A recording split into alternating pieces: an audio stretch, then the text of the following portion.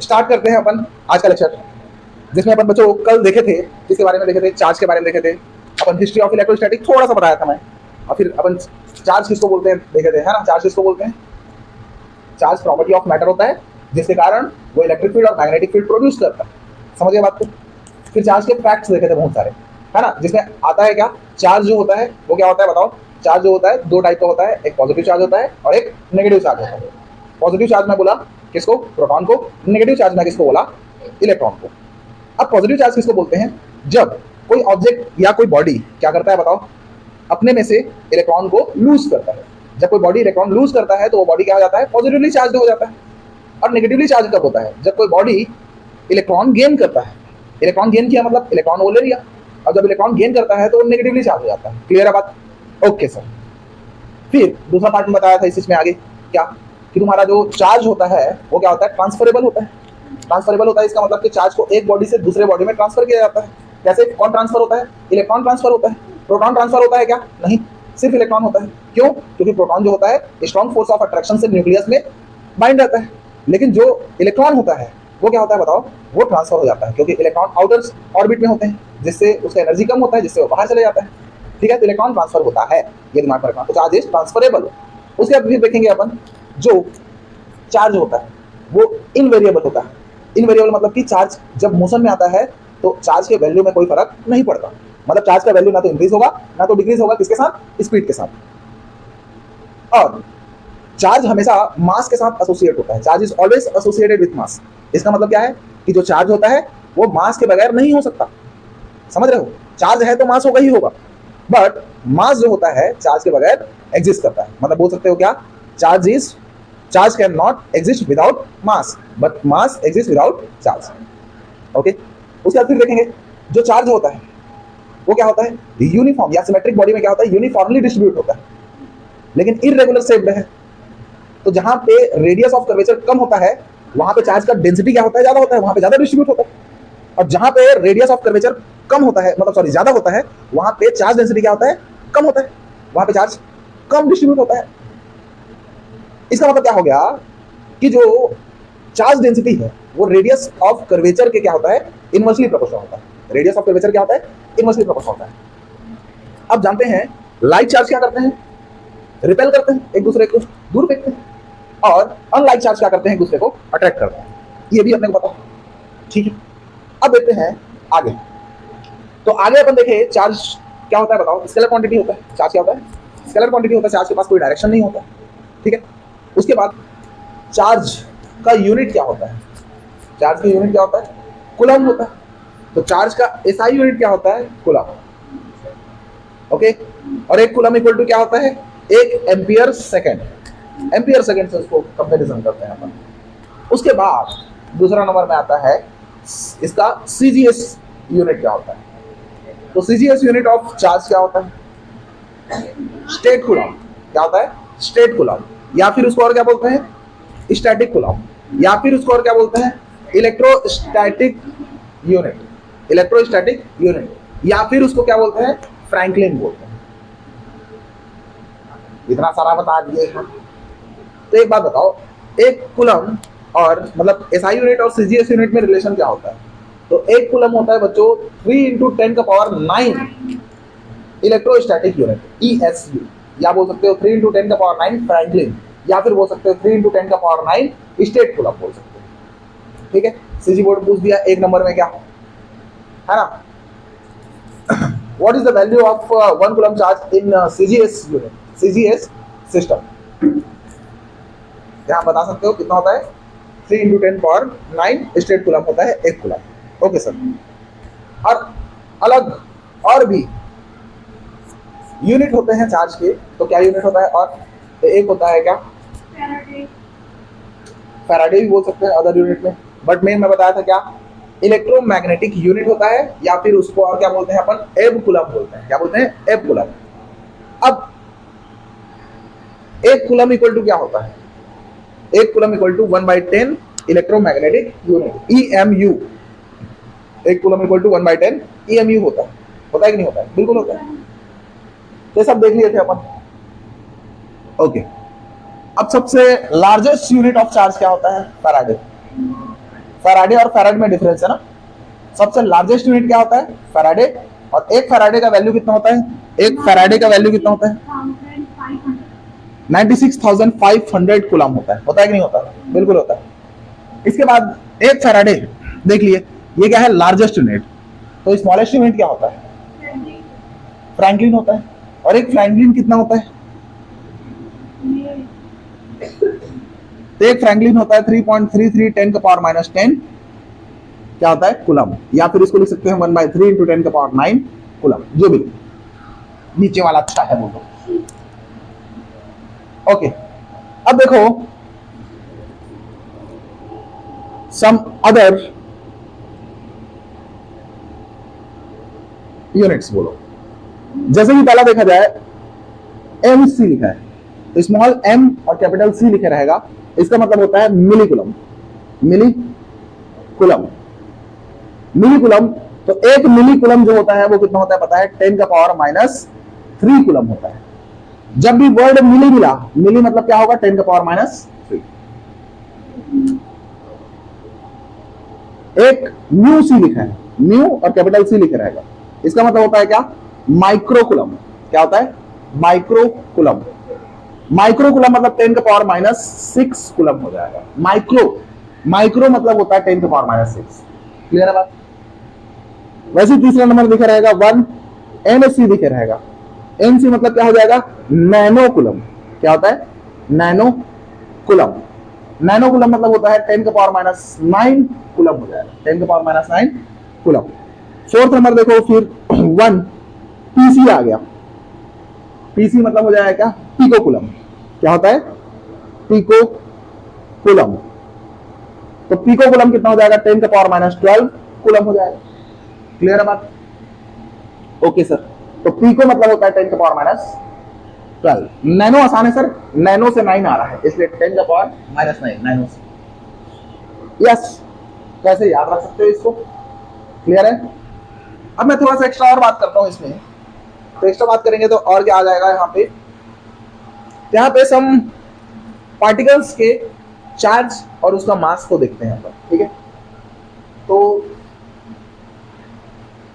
Charge and mass of some charge particle, charge particle ऐसा देखते हैं। ठीक है, एक ही बार बता देते हैं। तो यहां पे सबसे पहले देखा जाए, पहला आएगा यहाँ पे क्या? इलेक्ट्रॉन। क्या आ जाएगा? इलेक्ट्रॉन। बच्चों इलेक्ट्रॉन जो होता है, इलेक्ट्रॉन में जो चार्ज होता है वो कितना होता है पता है? ये होता है -1.6 × 10 का पावर माइनस 19 कूलम होता है। इलेक्ट्रॉन में इतना चार्ज होता है। और फिर देखते हैं इलेक्ट्रॉन के बाद क्या, इसका मास क्या होता है? मास किसका? इलेक्ट्रॉन का। तो चार्ज को मैं स्मॉल क्यू लिख देता हूं इलेक्ट्रॉन का, और मास ऑफ इलेक्ट्रॉन को Me लिख रहा हूं। E for electron, M for mass. तो ये होता है 9.1 × 10 to the power minus 31 kilogram. Clear बात? अब इलेक्ट्रॉन का बच्चों एंटी पार्टिकल होता है। एंटी पार्टिकल मतलब उसका जस्ट वही लेकिन उल्टा काम करने वाला। ठीक है, जैसे हेड का एंटी क्या होता है? टेल। हेड का उल्टा क्या होता है? टेल। वैसे इलेक्ट्रॉन का उल्टा होता है पॉजिट्रॉन। क्या होता है? पॉजिट्रॉन। क्लियर है बात? तो पॉजिट्रॉन में जो चार्ज होता है वो क्या होता है पता है? वो होता है +1.6 × 10 का पावर माइनस 19 कूलम। सर इसको प्रोटॉन बोल दो ना। नहीं भैया, पॉजिट्रॉन और प्रोटॉन में डिफरेंस है। ठीक है, जो चार्ज होता है पॉजिट्रॉन में वो कितना होता है? ये माइनस में होता है, इलेक्ट्रॉन का तो ये प्लस में होगा, इसलिए एंटी पार्टिकल है इलेक्ट्रॉन का। इसका जो मास होगा वो सेम रहेगा। तो मास ऑफ पॉजिट्रॉन जो होगा वो कितना होता है? 9.1 × 10 पावर माइनस 31 किलोग्राम। सेम होगा इलेक्ट्रॉन की इतना ही, बस इलेक्ट्रॉन नेगेटिव नेचर का होता है, पॉजिटिव नेचर का होगा, बाकी सब सेम रहेगा। तो प्रोटॉन में क्या डिफरेंस है बताते हैं बच्चों। ये रहा प्रोटॉन। प्रोटॉन में जो चार्ज होता है, प्रोटॉन में जो चार्ज होता है वो कितना होता है? ये भी होता है 1.6 × 10 का पावर माइनस 19 कूलम, लेकिन इसका मास अलग होता है बच्चों। तो मास ऑफ प्रोटॉन जो होता है बच्चों वो कितना होता है? 1.67 × 10 का पावर माइनस 19 कूलम होता है। इतना होता है। वैसे ही फोर्थ नंबर देखते हैं, प्रोटॉन के बाद आ जाएगा तुम्हारा क्या, न्यूट्रॉन। क्या आएगा, न्यूट्रॉन।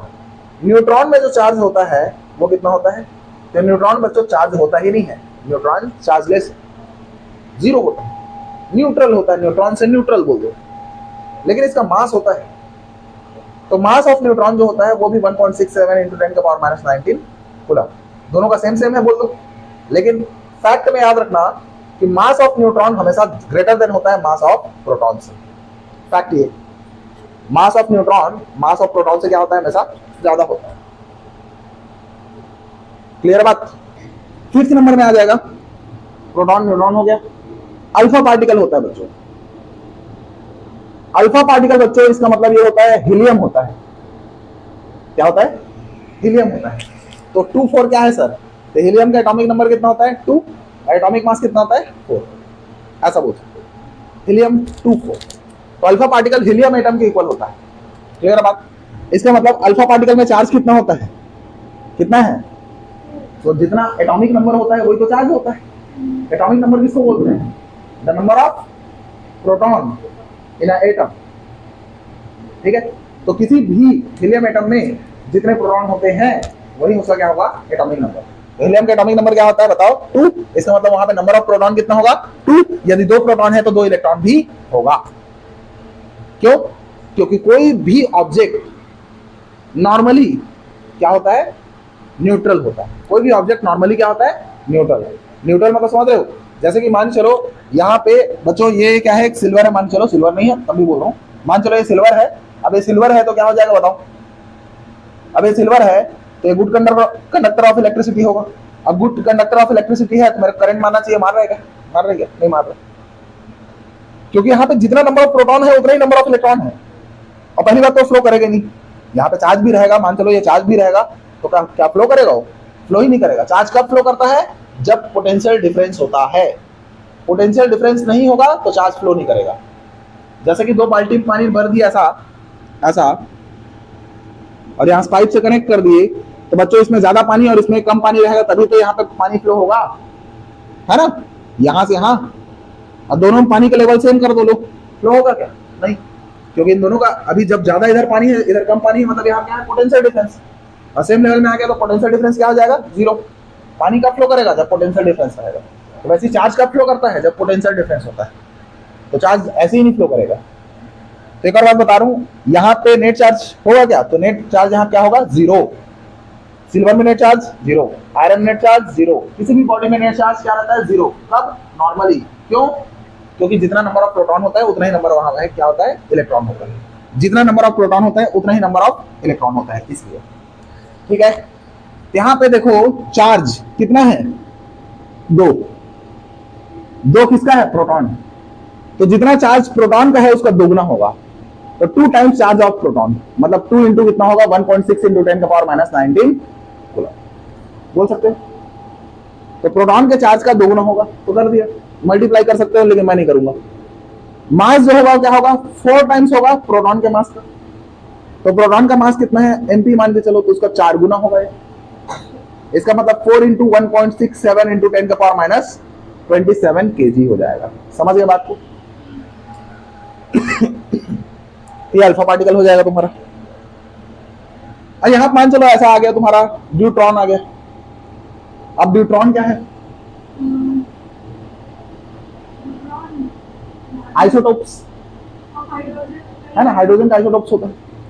तो ये क्या होता है H12, हाइड्रोजन का क्या होता है 11, H12, H13, ये सब क्या है, आइसोटोप है हाइड्रोजन का, जानते हो। आइसोबार, आइसोटोन, ये सब पढ़ाया था थर्मोडायनेमिक्स 11th क्लास, याद किया रहा है बस। न्यूट्रॉन में चार्ज कितना होगा बताओ, तो एक है यहाँ पे, एक मतलब जो चार्ज प्रोटॉन का है कितना है 1.6 10⁻⁹ कूलम। और यहाँ पे मास कितना होगा इसका, तो मास जो होगा वो कितना होगा इसका, तो मास जो होगा प्रोटॉन के मास का क्या है बताओ, यहाँ पे 2 गुना। ठीक है, न्यूट्रॉन आ गया तो ऐसा लिखना पड़ेगा। अब देखो बच्चों क्या होता है आगे चल के, पूरा 12th के फिजिक्स में जितने चैप्टर आएंगे वहां पे ये सब चीज यूज हो जाता है। वह मॉडर्न फिजिक्स में अल्फा पार्टिकल का यूज होता है। न्यूमेरिकल बहुत अच्छा बनते हैं, इवन जेई नीट में तो कंटिन्यूअसली आता है क्वेश्चन। तो यहाँ पे अल्फा पार्टिकल आदमी देखता ही तो अल्फा पार्टिकल सोचने लग जाता है क्या है, अरे भाई अल्फा पार्टिकल मतलब हीलियम। तो कई लोगों को पता भी है हीलियम, लेकिन ये सब चीज में दिमाग नहीं लगाते, ये सब दिमाग नहीं लगाते, नहीं बनता उनसे। ये अभी से बता दिया, देख लो मैं पहला ही चैप्टर से बता दिया, जैसे तुमको एकदम क्लियर रहेगा, दिक्कत नहीं रहेगा। वहां पे एक बार और रिवीजन करा दूंगा जब जरूरत पड़ेगा। तो देखो ये बड़ा इंपॉर्टेंट इंफॉर्मेशन है तुम्हारे लिए। इलेक्ट्रॉन, पॉजिट्रॉन बता दिया, प्रोटॉन बता दिया, न्यूट्रॉन बता दिया। न्यूट्रॉन का एंटी पार्टिकल एंटी न्यूट्रिनो कहलाएगा, न्यूट्रॉन कहलाएगा, एंटी न्यूट्रॉन कहलाएगा। और एक और होता है न्यूट्रिनो, उसका एंटी न्यूट्रिनो होता है। बहुत सारा पार्ट आता है। जैसे बोलोगे चार्ज, चार्ज के अंदर आता है, फिर देखोगे तो क्या आता है, चार्ज के अंदर क्या होता है, इलेक्ट्रॉन। फिर न्यूक्लियस में क्या होता है, प्रोटॉन और न्यूट्रॉन। फिर प्रोटॉन और न्यूट्रॉन का भी से मिलके उसके अंदर में, प्रोटॉन के अंदर भी पार्टिकल्स होते हैं, वो होते हैं क्वार्क्स होते हैं और लेप्टॉन्स होते हैं। इन सब चीज के बारे में भी मॉडर्न फिजिक्स में खोज चल रहा है। तुम लोग पढ़ते हो ना, मैं बताता हूँ दुनिया में सबसे छोटा पार्टिकल क्या होता है, तो तुमको सुनाई देगा इलेक्ट्रॉन, दूसरा सुनाई देगा प्रोटॉन। इनसे भी छोटा होता है बच्चों, वो होता है क्वार्क। यहाँ पे अप क्वार्क, डाउन क्वार्क, ये सब होता है। और भी देखा जाए तो लेप्टॉन्स भी आता है। ये सब चीज को जानते ही नहीं है, दिमाग घूम जाएगा। मेसॉन सुने हो, ये सब चीज जब अच्छा से पढ़ाई करते हैं तब सुनाई देता है, बट अपने स्कूल लेवल पे नहीं है, सब कॉलेज लेवल पे देखेगा। मैं इसको मिटा रहा हूँ, ठीक है।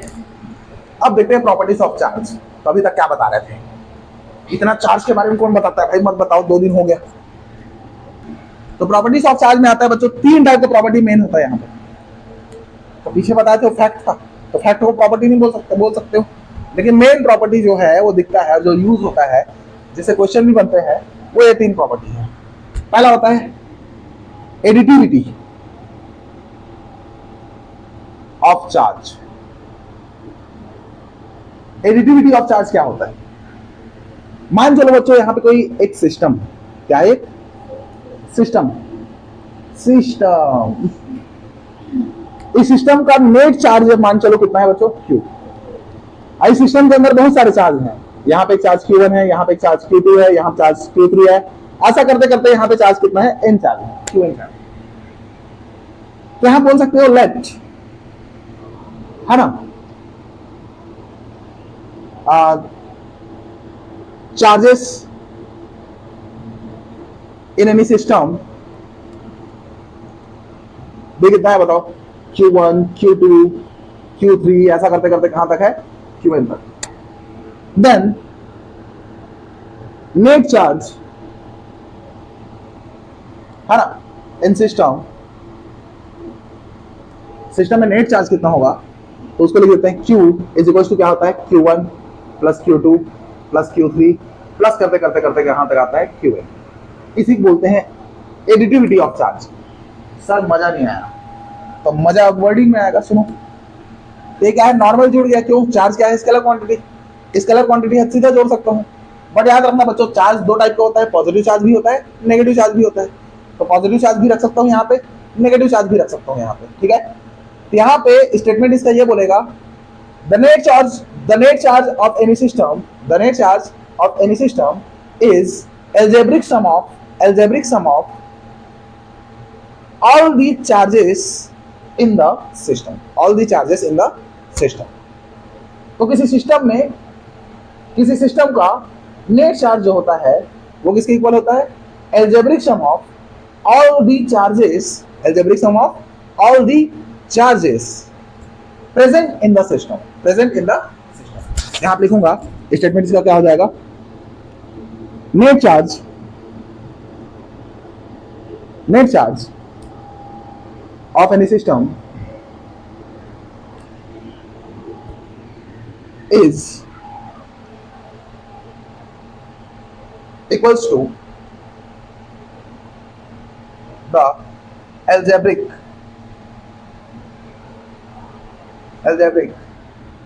sum of all the charges present in the system. इसी बोल सकते हो क्या, एडिटिविटी ऑफ चार्ज। जैसे एक एग्जांपल लेता हूं बच्चों, ओके, यहां पे एक सिस्टम ले लिया, यहां पे एक चार्ज एरिया -2 कूलम का है, यहां पे एक चार्ज एरिया 10 कूलम का है, ठीक है। यहाँ पे चार्ज ये Q1 है, यहाँ पे चार्ज Q2 है, यहाँ पे एक चार्ज ले लिया Q3 और ये कितना है -12 कूलम है बच्चों, कितना -12 कूलम है। और यहाँ पे एक चार्ज है मान चलो Q = Q4 और ये कितना है 5 कूलम। तो यहाँ मैं बोला find net charge of system A. तो बच्चों यहाँ पे नेट चार्ज निकालना है तुमको, तो क्या आएगा Q1 + Q2 + Q3, but Q4 नहीं आएगा क्योंकि सिस्टम से बाहर है। मेरे को सिस्टम ए का बताना है तो, लेकिन सिस्टम से बाहर है। तो यहाँ पे क्या हो जाएगा, Q नेट इक्वल टू क्या हो जाएगा, Q1 का वैल्यू कितना है -2, Q2 का वैल्यू कितना है +10, Q3 का वैल्यू कितना है -12। तो कितना हो जाएगा, ये हो जाएगा 2, ये जुड़ कितना आएगा -14 + 10, घट कितना आएगा -4, कितना आएगा -4। तो देखो एडिटिविटी ऑफ चार्ज में अपने क्या किया बताओ, डायरेक्टली अलजेब्रिक सम किए, बट विद साइन रखना है यहाँ पे वैल्यू को। माइनस में है चार्ज तो माइनस में रखो, प्लस में है चार्ज तो प्लस में रखो। क्लियर है? इसका मतलब क्या बोलता है, the net charge of any system is equals to the algebraic sum of all the charges present in the system, all the charges present in the system. This is called, इसको बोलते भी हैं, है ना, इसके बाद और लिख सकते हो, this is called superposition principle of charge, superposition principle of charge. Superposition principle बोलते हैं, सीधी बात है। जो लिखा है वो क्या, कौन सा प्रिंसिपल कहलाएगा, सुपरपोजिशन प्रिंसिपल ऑफ चार्ज कहलाएगा, ऐसा बोल सकते हो। तो एडिटिविटी ऑफ चार्ज समझ में आया होगा, बहुत सिंपल है। क्या होता है, किसी सिस्टम में जितना चार्ज है वो सबको सीधा जोड़ दो, वो उसके नेट चार्ज से इक्वल आएगा। ठीक है, यही प्रॉपर्टी कहलाता है एडिटिविटी ऑफ चार्ज। क्लियर है? मिटा रहा हूं इसको। अब चार्ज का दूसरा प्रॉपर्टी क्या होगा आप जानोगे, बता रहा हूं, conservation of charge, conservation of charge. Charge conserve होता है किसी आइसोलेटेड सिस्टम का, बच्चों किसी आइसोलेटेड सिस्टम का नेट चार्ज हमेशा कांस्टेंट होता है, नेट चार्ज हमेशा कांस्टेंट रहता है। आइसोलेटेड सिस्टम मतलब अलग से एक सिस्टम है। अब उस सिस्टम में 10 कूलम चार्ज है बच्चों, तो आज 10 है तो कल भी 10 रहेगा, पहले भी 10 रहा होगा, और आने वाले जितना भी इनफाइनाइट ईयर है उसमें भी वो क्या रहेगा, 10 ही रहेगा। वो कभी भी 10 से कम होकर 8 नहीं होगा और 10 से बढ़ के 12 नहीं होगा। चार्ज कभी भी क्रिएट नहीं होता, charge neither be created not be destroyed in physical process. Charge में be transfer from one body to another body. Physical process मतलब समझ रहे हो, जब कोई दो बॉडी कांटेक्ट में ले आया तब चार्ज इस बॉडी से इस बॉडी में जा सकता है, बिना कांटेक्ट होना चार्ज छूट के चले जाएगा, ऐसा नहीं जाता। ठीक है, यहाँ बोल सकते हो चार्ज क्या है, कंजर्वेशन ऑफ चार्ज बोल सकते हो। Charge neither be created nor be destroyed in physical process, charge में transferred from one body to another body. या फिर दूसरे लैंग्वेज में बोलोगे क्या बोल सकते हो, the net charge of isolated system is always constant, is always constant. Clear है बात? तो क्या बोला, net charge of isolated system, net charge of isolated system is always constant, always remain constant.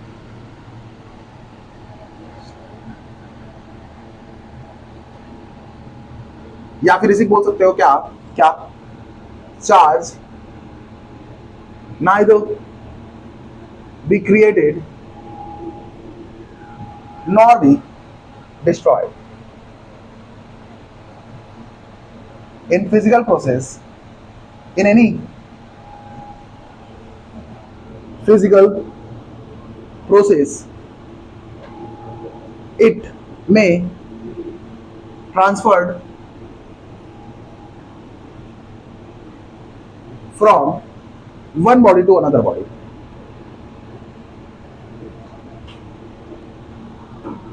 समझ में आया बात? ये ऐसा ही बोल सकते, ये हो जाएगा। मतलब क्या है, किसी सिस्टम का ये सिस्टम है, इसका नेट चार्ज हमेशा क्या रहेगा बच्चों? कांस्टेंट। हमेशा क्या रहेगा? कांस्टेंट। समझ गए बात को? नेट चार्ज ऑलवेज कांस्टेंट है। ठीक है सर, समझ गया सर। अब इस बात को मेरे को समझाना है तो देखो बच्चों, इसका एक एग्जांपल देता हूं मैं। ठीक है, मान चलो ये बॉडी ए है बच्चा, ये क्या है? Body B. यहां पे चार्ज है, ठीक है, यहां पे चार्ज है, वो कितना है मान के चलो शुरू में Q1 equals to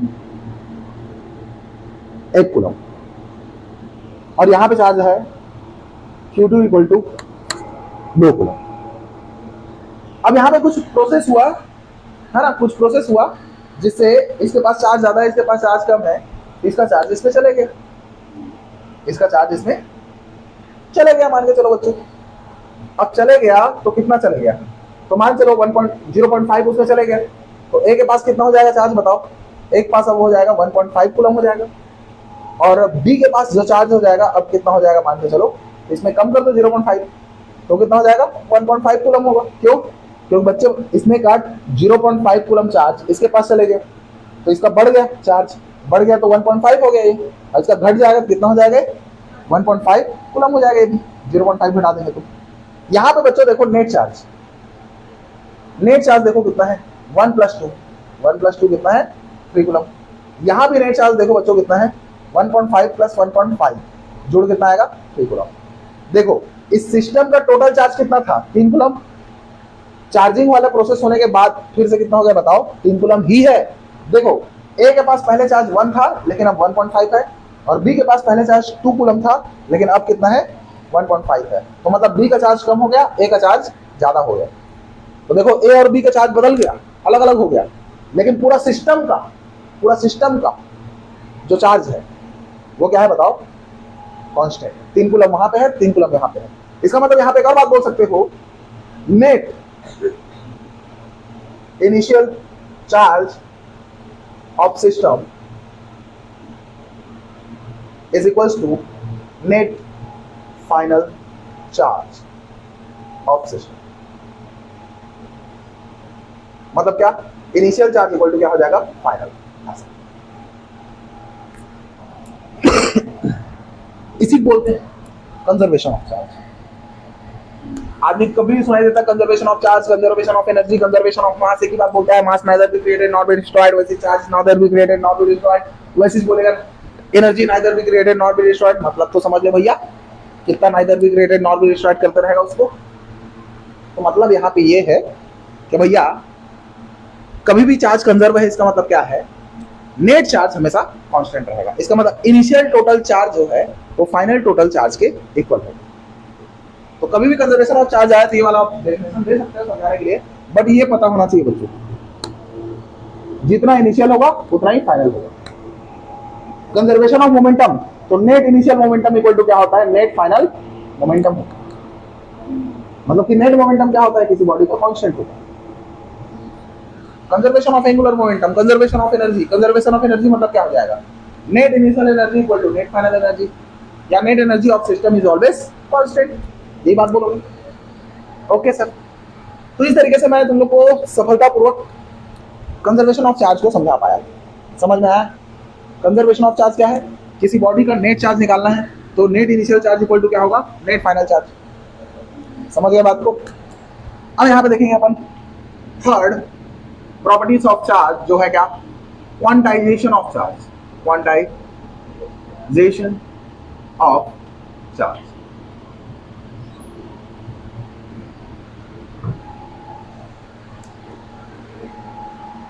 quantization of charge मतलब चार्ज इज क्वांटाइज्ड, ऐसा बोलते हैं। तो सबसे बड़ा दुख तो यही है सर, क्वांटाइज्ड ही समझ नहीं आ रहा है तो आगे दूर की बात है। क्वांटाइज्ड मतलब होता है बच्चों कॉन्टिन्यूअस नहीं होता है, वो डिस्क्रीट होता है। नहीं समझ में आया सर? बता रहा हूं। कॉन्टिन्यूअस मतलब हर एक जगह वैल्यू मिलना, डिस्क्रीट मतलब किसी पर्टिकुलर पॉइंट में वैल्यू मिलना। तो जो डिस्क्रीट वैल्यू होता है उसी को क्वांटाइज्ड बोल सकता हूं, एक पर्टिकुलर मैनर पर रहता है। लेकिन हर जगह वैल्यू दे रहा है, उसको कॉन्टिन्यूअस बोलते हैं। तो क्वांटाइज्ड का मतलब मैं समझाऊं तुमको तो अच्छे से समझो।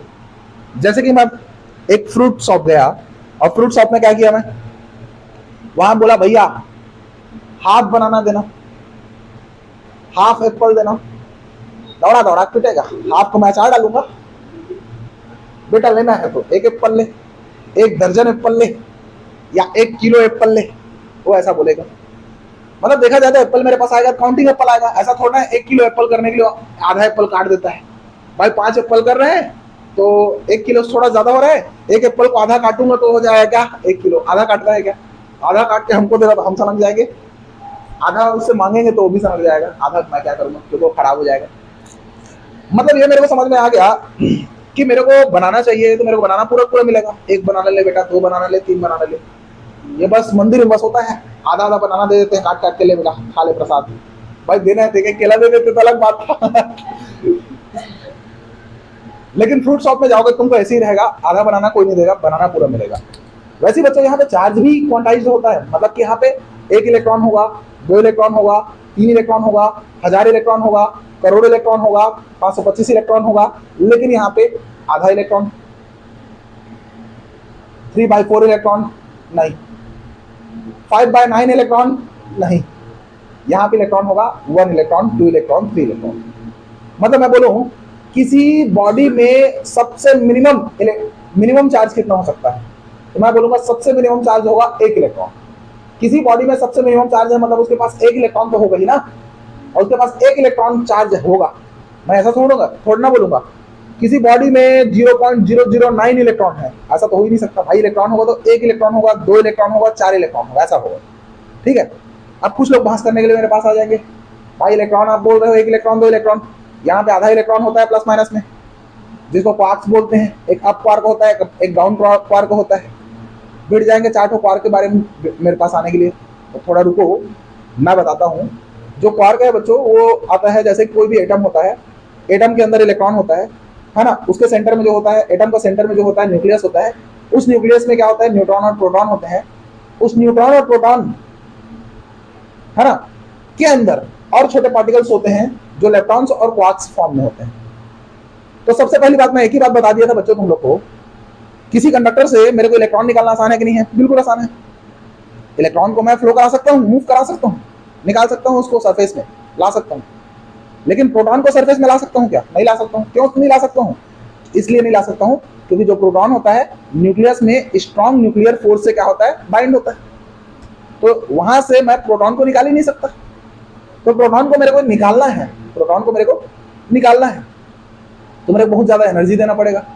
अब एक बात बता बच्चा, प्रोटॉन को न्यूक्लियस से निकालने में इतना तकलीफ हो रहा है, वो तो न्यूक्लियस में प्रोटॉन है, उसके अंदर में तुम्हारा बैठा पड़ा है क्वार्क, तो उससे भी ज्यादा स्ट्रॉन्ग फोर्स ऑफ अट्रैक्शन में होगा, मतलब strong force of nuclear force में होगा।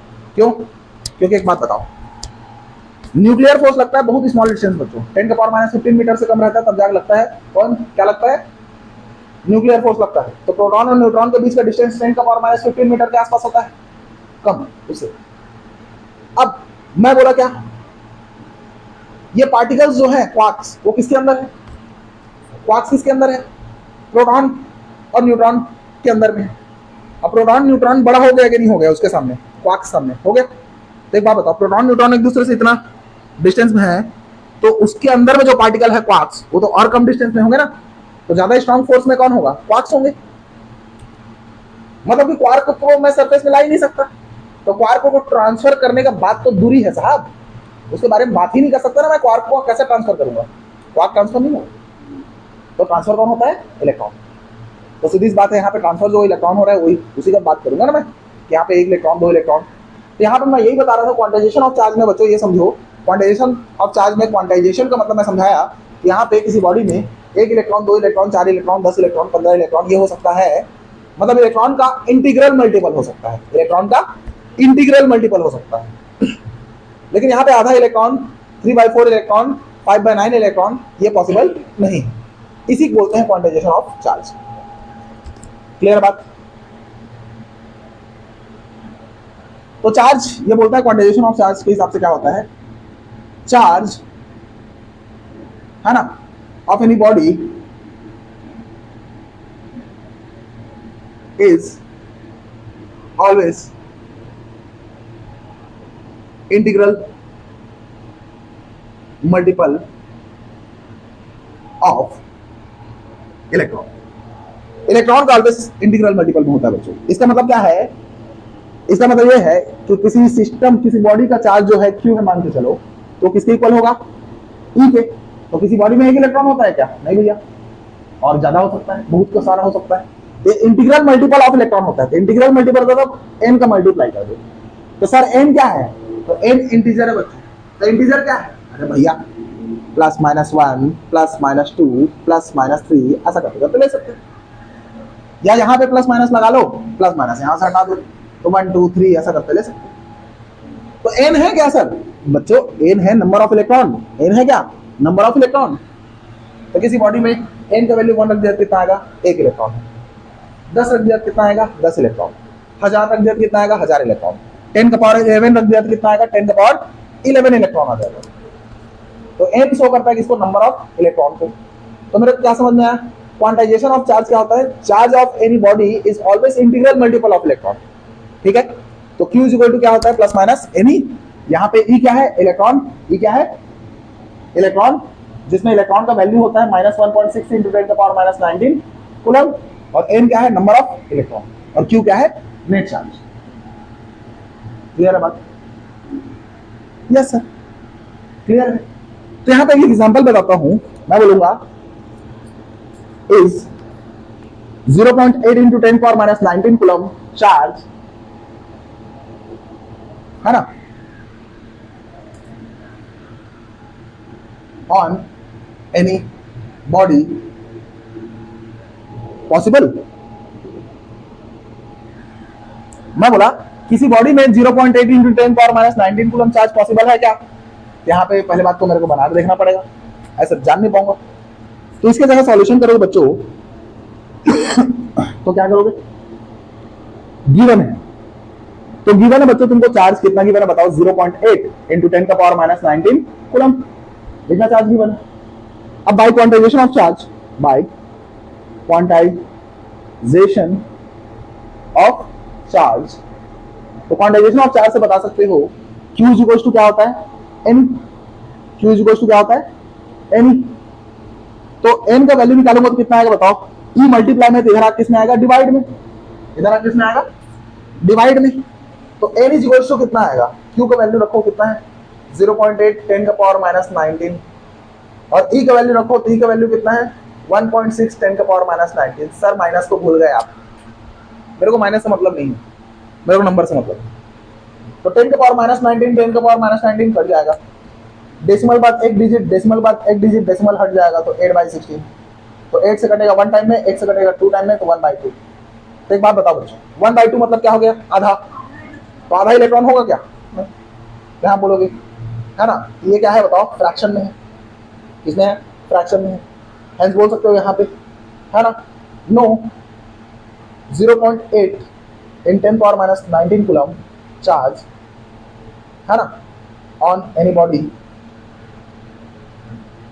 Is not possible, is not possible. ऐसा आंसर करना पड़ेगा। समझ में आया क्या? मगज में। ओके, अब मान चलो बच्चों यहाँ पे मैं यहाँ पे डेसिमल नहीं रखता। 0.8 इन 10 पावर -19 कूलम चार्ज पॉसिबल नहीं है। मान चलो मैं इतना देता, 8 इंटू 10 का पावर -19 कूलम चार्ज क्या पॉसिबल है? तो यहाँ पे ले लेते हैं 8 इंटू 10 का पावर -19। तो बच्चों इस फॉर्मूला में रखूंगा तो कितना आ जाएगा यहाँ पे? 8। कितना आएगा? 8। अब 8 आ जाए तो देखो, डेसिमल को हटाऊंगा तो एक जीरो बढ़ेगा, तो ये हो जाएगा 80/16, और 16 कटेगा 80 कितना टाइम में? 5। 16 5 सर 80। तो n इक्वल टू कितना आ गया? 5। तो n का वैल्यू 5 आ गया, इसलिए यहां पे लिखोगे yes 8 into 10 to the power -19 coulomb charge on any body is possible. देख लो, डेसिमल हटाते ही पॉसिबल हो गया। क्लियर है बात? इस तरीके से चेक कर सकते हो, बिल्कुल। ओके, मिटा दें। अब यहां से पूछा जाएगा तुमसे, मान के चलो क्या पूछ दिया, और how many number of electron in 1 coulomb charge. पूछ दिया how many number of electron in 1 coulomb charge. तो बता सकते हैं? यस, बता सकते हैं। देखो गिवन दैट है चार्ज कितना है 1 कूलम, नंबर ऑफ इलेक्ट्रॉन निकालना है बच्चों। तो हम लोग क्या सोचते हैं, किसी बॉडी में कितना चार्ज है, तो तुम बोलोगे सर 1 कूलम चार्ज है, 1 कूलम गरीब है, 1 कूलम चार्ज। अब तुमको समझ में आएगा 1 कूलम चार्ज कितना गरीब है। 1 कूलम चार्ज की गरीबी दिखाते हैं तुमको, कितना ज्यादा गरीबी है। we know that क्या Q is equal to N ही होता है, तो N equal to Q by क्या होगा बच्चा, E। तो Q का वैल्यू कितना है 1, इलेक्ट्रॉन का वैल्यू कितना होता है 1.6 10 का पावर माइनस 19। तो N इक्वल टू डेसिमल हटाऊंगा तो ऊपर लगेगा 0 10 बाई 16, और माइनस 19 है बच्चों, ऊपर जाके क्या हो जाएगा प्लस 19। एक जीरो इसको दान करो तो कितना हो जाएगा 100 बाई 16, और ये कितना हो जाएगा बताओ 18। अब इसको मैं डिवाइड करूं, 16 को 100 से डिवाइड करो कितना आएगा, तो इधर डिवाइड कर लेते हैं, ये 100 16 16 6 आर 96, कितना बचा 4 स्वाहा, डेसिमल लगाओगे 0, 16 2 सार 32, कितना आया 8, डेसिमल लगाया 0 आएगा, 16 5 स्टार कितना आया बताओ 6.25 इंटू 10 का पावर 18। अब तुम बोलोगे सर 6.25 आ गया, ए तो इलेक्ट्रॉन पॉसिबल ही नहीं हो सकता बच्चों, 18 जीरो है, दो ना 2 जीरो दे दो कितना आएगा 625, 2 कम कर दो तो इनका पावर 16। अब कहां है डेसिमल, अब क्या बोल रहे थे तुम लोग, 1 कूलम तुच्छ है, बस 1 कूलम। 1 कूलम चार्ज में कितना इलेक्ट्रॉन है समझ रहे हैं, 6.25 इंटू 10 का पावर 18, मतलब 625 के पीछे में 16 जीरो, इतना ज्यादा इलेक्ट्रॉन होता है 1 कूलम में। तो बच्चों 1 कूलम चार्ज छोटा यूनिट नहीं है, कूलम कूलम बड़ा यूनिट है। चार्ज जो कूलम है ना, कूलम चार्ज कैसा यूनिट होता है, वो बड़ा यूनिट है। यदि 1 कूलम ऐसा गरीब है तो मुझे भी ऐसा गरीब बनना है समझ गए, मुझे भी ऐसा गरीब बनना है। अब आता है मेथड ऑफ चार्जिंग, क्या आता है मेथड ऑफ चार्जिंग। चार्जिंग मतलब समझ गया ना, कोई अनचार्ज बॉडी है उसको उसके अंदर चार्ज लगाना, जैसे इसमें चार्ज है क्या, नहीं है, अब इसमें चार्ज लाना है मेरे को, तो मैं क्या करूंगा, इसमें कोई प्रोसेस करूंगा जिससे ये क्या हो जाएगा, इसमें चार्ज आ जाएगा, और चार्ज आ गया मतलब क्या हो गया, चार्जिंग हो गया। जैसे हमारे मोबाइल के बैटरी में चार्ज आ जाता है तो क्या हो जाता है, चार्जिंग हो जाता है। अब देखो यहाँ पे method of charging, method of charging बच्चों यहाँ पे 3 टाइप का होता है। एक होता है चार्जिंग बाय फ्रिक्शन, क्या होता है चार्जिंग बाय फ्रिक्शन। दूसरा होगा यहाँ पे चार्जिंग बाय कंडक्शन, और तीसरा होगा charging by induction. Charging by induction, okay. तो पहला देखते हैं यहाँ पे चार्जिंग बाय फ्रिक्शन। तो बताओ जानते हो इसके बारे में, तो तुम लोग चार्जिंग बाय फ्रिक्शन जानते हो ना, बताओ एग्जांपल दो रब करने वाला। क्या वाला,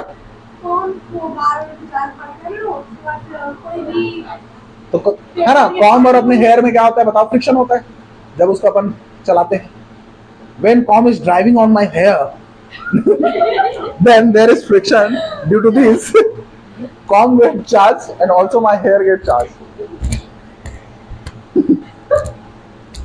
Driving on my hair.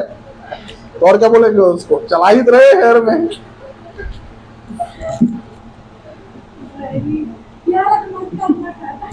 नहीं काटना। ओके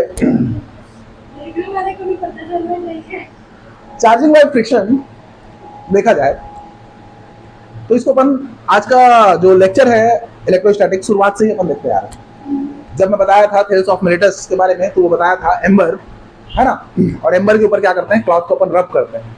रब करने से वो क्या करता है, एम्बर छोटे छोटे पार्टिकल को अट्रैक्ट करता है। यहाँ पे एम्बर में क्या आ गया था, चार्ज। क्यों आया था, रब करने से। रब करने से क्या होता है, फ्रिक्शन। तो समझ गए ना बात। तो चार्जिंग बाय फ्रिक्शन का मतलब ये हो जाएगा व्हेन टू अनचार्ज्ड बॉडी और conductor, when two uncharged conductor rub together, then both uncharged body get charged. This process of charging is called charging by friction. मैं क्या बोला, जब दो अनचार्ज बॉडी को, अनचार्ज कंडक्टर को एक दूसरे के ऊपर क्या करेंगे, रब करेंगे, तब दोनों बॉडी क्या हो जाएगा, चार्ज हो जाएगा। तो ये जो प्रोसेस है चार्जिंग करने का, इसी प्रोसेस को बोलते हैं अपन, क्या पता है, चार्जिंग बाय फ्रिक्शन। जैसे कि अपन ग्लास रॉड को सिल्क से रब करते हैं तो क्या होता है, ग्लास रॉड पॉजिटिव हो जाता है, सिल्क रॉड क्या हो जाता है, सिल्क क्या हो जाता है, नेगेटिव हो जाता है। तो चार्जिंग हो गया रब करने से। वैसे ही मान के चलो वुलन क्लॉथ से मैं एबोनाइट के रॉड को क्या करता हूँ, रब करता हूँ। एबोनाइट रॉड क्या हो जाता है, नेगेटिवली चार्ज हो जाता है, और वुलन, है ना, वुलन क्लॉथ क्या हो जाता है, पॉजिटिवली चार्ज हो जाता है। क्लियर है बात। तो इस तरीके से रबिंग से हो रहा है कि नहीं हो रहा है, हो रहा है सर। तेज क्या है, चार्जिंग बाय फ्रिक्शन। यहाँ बोलोगे क्या, व्हेन, है ना, टू अनचार्ज कंडक्टर, कंडक्टर जैसा बॉडी बोल देता हूं, rub together, then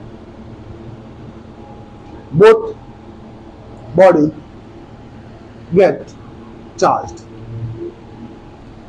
both body get charged. This process या मेथड बोलो, this method of charging is called, क्या कहलाएगा, charging by friction. Charging by friction कहलाएगा। समझ में आया। जैसे कि ये क्या है बच्चों, ये है एबोनाइट रॉड है, क्लियर है। और ये क्या है बच्चों, वुलन क्लॉथ है। क्या है, वुलन क्लॉथ। इन दोनों क्या करेंगे बताओ, रब करेंगे। रब करने से क्या हो जाएगा, ये जो एबोनाइट रॉड है वो क्या हो जाएगा, नेगेटिवली चार्ज हो जाएगा, और ये जो वुलन क्लॉथ है ना, वो क्या हो जाएगा, पॉजिटिवली चार्ज हो जाएगा। और ग्लास रॉड रहता तो यही मान चलो, ये क्या है, ग्लास रॉड है, और यहां पे क्या है बताओ, सिल्क है। और इन दोनों क्या करूंगा बच्चों, रब करूंगा। रब को याद करो, रब करके रब को याद करना। जैसे ग्लास रॉड क्या हो जाएगा, ग्लास रॉड क्या हो जाएगा बच्चों, पॉजिटिवली चार्ज हो जाएगा, और सिल्क क्या हो जाएगा बताओ, नेगेटिवली चार्ज हो जाएगा। ठीक है, उल्टा काम होता है यहाँ पे। ओके सर, समझ गए सर। ओके, दूसरा मेथड देखते हैं, चार्जिंग बाय कंडक्शन। क्या देखेंगे, चार्जिंग बाय कंडक्शन। तो चार्जिंग बाय कंडक्शन क्या होगा,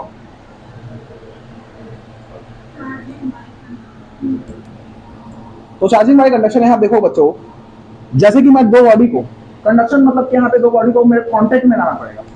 एक बॉडी को दूसरे बॉडी के साथ क्या करना पड़ेगा, कांटेक्ट में लाना पड़ेगा। तो यहाँ पे याद रखना, तो एक कंडीशन है कि यहाँ पे एक बॉडी चार्ज रहेगा, एक बॉडी अनचार्ज रहेगा। जब अनचार्ज बॉडी को चार्ज बॉडी के कांटेक्ट में लाते हैं तब अनचार्ज बॉडी क्या हो जाता है, चार्ज हो जाता है। क्यों, क्योंकि जो चार्ज बॉडी है उससे चार्ज अनचार्ज बॉडी में चले जाता है, जिससे क्या होता है, अनचार्ज बॉडी चार्ज हो जाता है। तो कांटेक्ट में लाने मतलब टच कराने से यहाँ पे क्या हो रहा है, वो चार्ज हो रहा है। तो ये जो प्रोसेस है चार्जिंग का, उसको बोलते हैं अपन क्या, चार्जिंग बाय कंडक्शन। तो मैं क्या बोला, व्हेन, यहाँ पे मान चलो एक अनचार्ज बॉडी है, क्या है, अनचार्ज बॉडी है, ठीक है, अनचार्ज बॉडी, और यहाँ मान चलो क्या है, चार्ज बॉडी है, क्या है, चार्ज बॉडी। अब इसमें क्या किया बताओ, इसको कांटेक्ट में लाया। कांटेक्ट में लाने से क्या हो जाएगा, ये चार्ज बॉडी है, मतलब मान चलो बच्चों plus plus plus plus plus plus plus plus charge है, तो अनचार्ज बॉडी को चार्ज बॉडी के कांटेक्ट में लाऊंगा, क्या होगा, पॉजिटिव चार्ज इसमें चले जाएगा, जिससे प्लस प्लस हो जाएगा, और ये क्या हो जाएगा, ये भी प्लस प्लस। तो देखो बच्चों, इसमें से इसमें चार्ज गया है, इसका चार्ज कम होगा, इसका चार्ज बढ़ेगा, ठीक है।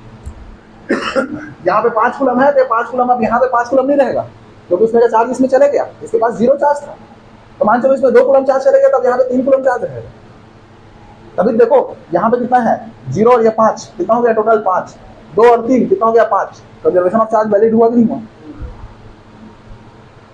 यहाँ पे समझ में आया बात, यहाँ पे चार्ज कम हो जाता है। यहाँ बोलोगे चार्जिंग बाय कंडक्शन क्या होता है, व्हेन, है ना, uncharged body bring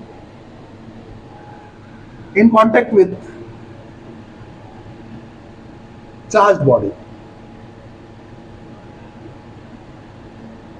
then uncharged body get charged,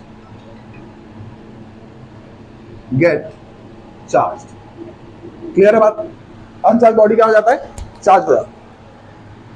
this method of charging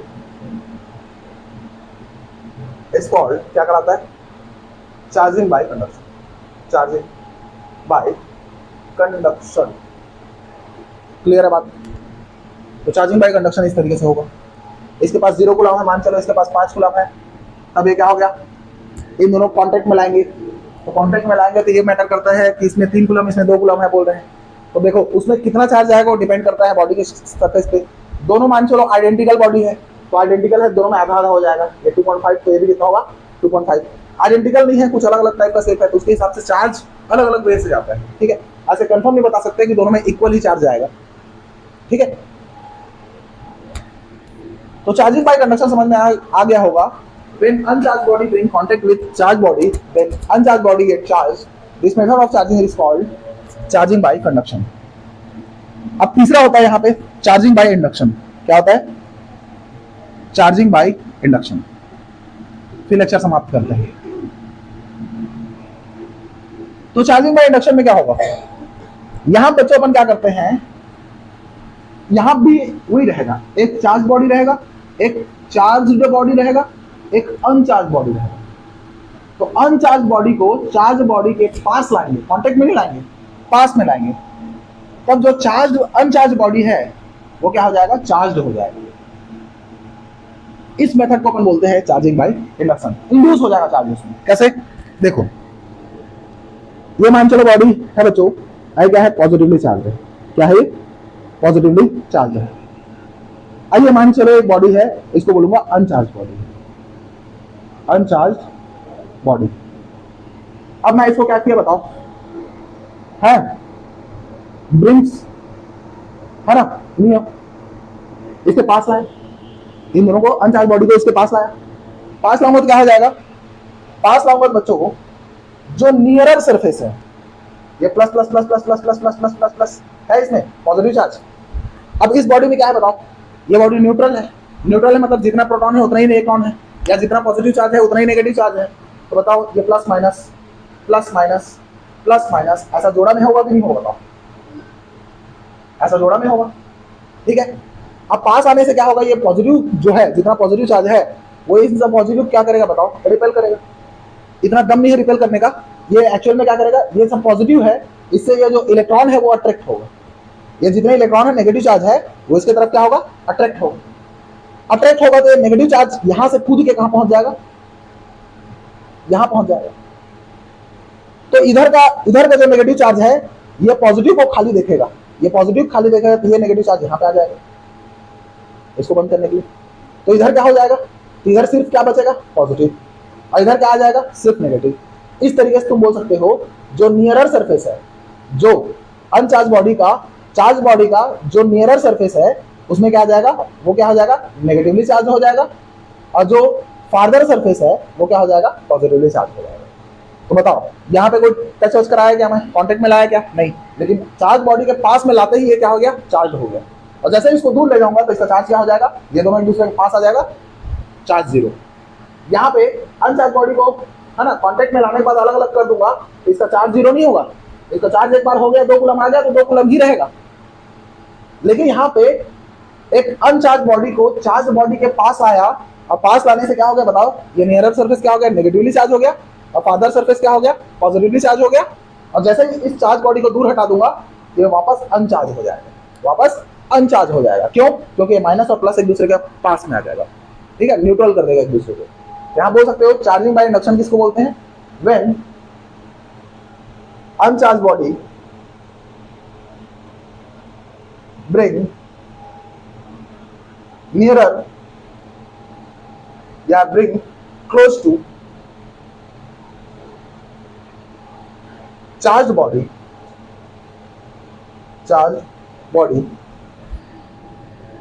when nearer surface of uncharged body, ये समझ में आ गया होगा, nearer surface of uncharged body है ना, get opposite